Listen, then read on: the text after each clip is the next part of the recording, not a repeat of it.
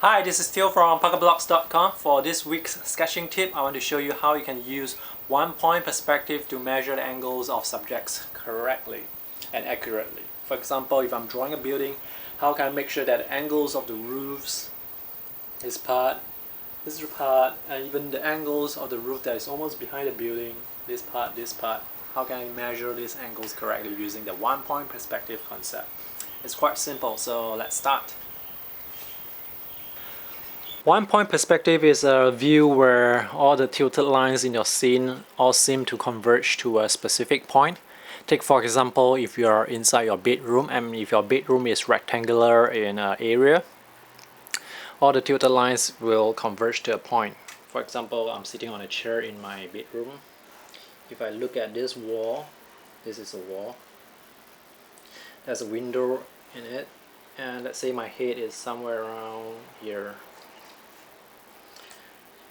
Points will converge to where my eye is looking at actually.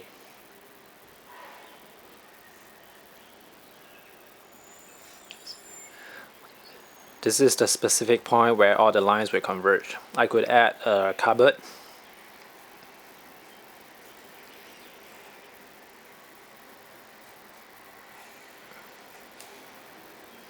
And all the lines, all the parallel lines, the shelvings will point towards this vanishing point. You can add another, maybe a painting. Oops.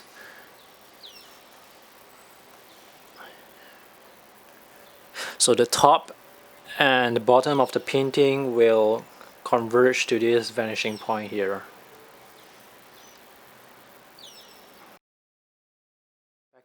Before you start sketching outdoors, take some time to find the vanishing point. Usually I will use the top and bottom of the building, the converging lines, and see where they converge. So in this case, I will use my stretched out arm and pen, and the vanishing point is here for this building here, and same for these buildings on the left side, so it will be here. The other way is to use the horizon line and one tilted line. The horizon line in many cases will be your eye level line, especially when you're outdoors sitting on your portable stool. It will be somewhere around here, and using this line and using the angled line, I can find a convergent point, which is the vanishing point. So it will be somewhere around here as well. And when you have the vanishing point, you'll be able to draw the buildings very quickly. Let's say I want to redo that sketch. I know the vanishing point is here, even though I cannot see it because there are some bushes here, but I keep a mental note of where that point is. And then I will draw the base of the buildings pointing towards the line, pointing towards the point.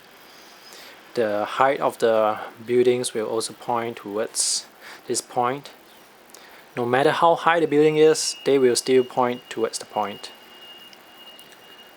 You can see that I'm constantly doing this motion here. I just want to get the line correctly. So just point here at this point and then just draw it. And if there's a building that's shorter, same thing.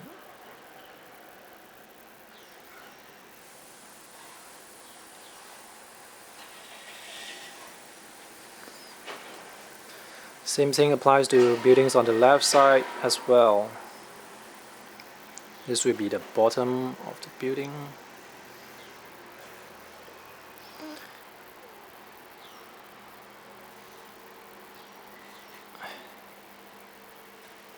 A very tall building I will also measure. Let's say I put a very tall building here. You can see that the angle is very sharp here, but you will still get it right without even measuring it.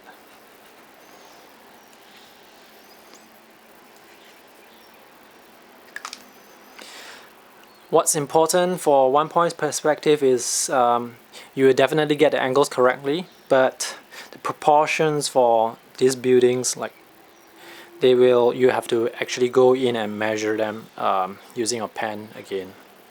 So these proportions are very important if you want to get a realistic sketch. There is actually another video where I talk about how you can draw scenes like this without using perspective. So in that video I talked about how you can just measure everything just by sight alone, like using your pen with your stretched out arm just to measure the angles. But you can use one-point perspective to help you sketch faster. Note that just now I say that the top and bottom of the buildings, they are usually made out of parallel lines. They will converge to one point. And the roof usually is a parallel line to the bottom of the building. They will converge to one point as well. So before you start drawing, or before I start drawing, personally I like to find out where the vanishing point is so that it can help me draw faster. In this particular scene, this building here, I will look for the vanishing point for this building on the left side first. I'm sitting down across the street, so let me just see where the vanishing point is.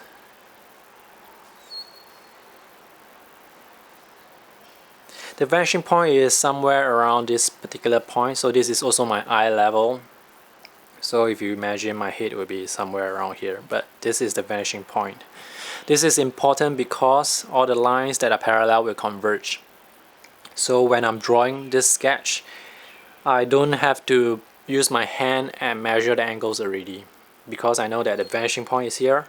When I draw the sketch, I will just basically draw the lines pointing towards the vanishing point, and I will get the angle correctly and accurately. Same applies to this building here,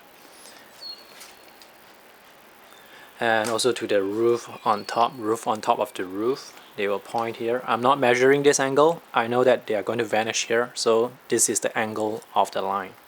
Same thing for this particular angle here, which if you are going to measure, it can be a bit tricky, but because this line is parallel to this line, they will converge to the same point, and without even measuring, I know that this angle is like that because I'm drawing through to the vanishing point. Same for this. It doesn't have to be very specific. As long as the lines point to the area of the vanishing point, you can get a pretty believable sketch. If you want accuracy, of course, the lines must converge to the exact point. Let me show you another example.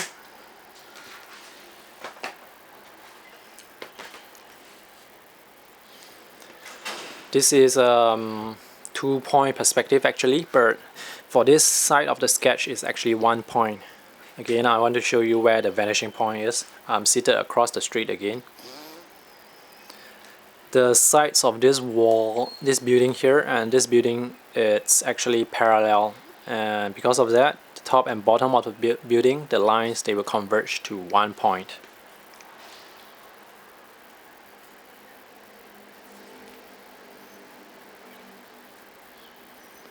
I use the middle of the building to get the vanishing point as well. So the vanishing point is somewhere above this particular car. So when I'm drawing the angles of the roofs, for example, then I will just draw towards this car. I will draw like this actually. And for very tall buildings, usually it's very difficult to get the angles correctly if you are going to be using the measuring tool, because the lines are very steep.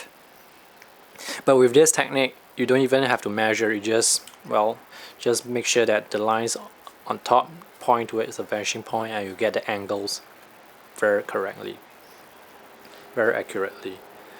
Now the buildings on the left side, however, they have a different vanishing point. The reason is because the lines, this surface here, is actually not parallel to the buildings on this surface, this side.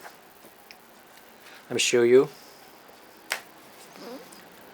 So the buildings are a bit, I'll say, it's not flat on, it's a bit tilted. So the vanishing point is somewhere around this point.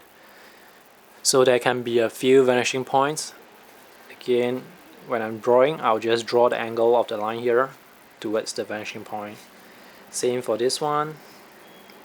And also for this building, it's the same thing. I'll just draw towards the vanishing point. It's a very quick and accurate way to draw when you're outdoors. Here's another sketch. The vanishing point, I'm not sure where exactly the vanishing point is, but I know it's somewhere around here. This is useful because sometimes you don't need the accuracy, but you still want the sketch to appear believable. So in this case, when I'm drawing the sketch for the far right side, I want the lines to point towards the vanishing point. So I just draw the angle roughly pointing in that direction, and it will look believable, like a one-point perspective. So in this case, all the lines are pointing towards this area because all the buildings here are flat on and parallel. So that's how you can use one-point perspective concept to get more accurate drawings when you're drawing outdoors. If you have any questions, just feel free to ask me in the comment section below. I will also post a link to some of my one-point perspective sketches in the video description below. That's all for today's video. If you haven't subscribed to my YouTube channel, do so because I'll be posting more sketching tips, sketchbook features, and art product reviews in the future. Thanks and have a nice day.